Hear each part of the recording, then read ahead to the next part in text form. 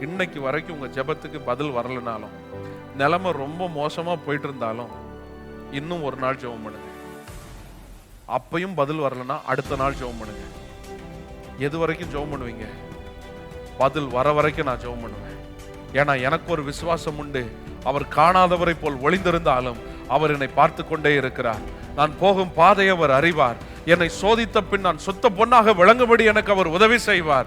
அவர் என்னை நெருக்கத்துக்கு உட்படுத்தினாலும், முன்னும் பின்னும் என்னை நெருக்கி என் மேல் அவருடைய கரத்தை பாரமாய் அவர் வைத்தாலும், என்கிட்ட இருக்கிற அழுக்க தான் எடுப்பாரே தவிர என்ன அவர் எடுத்து போட மாட்டார்.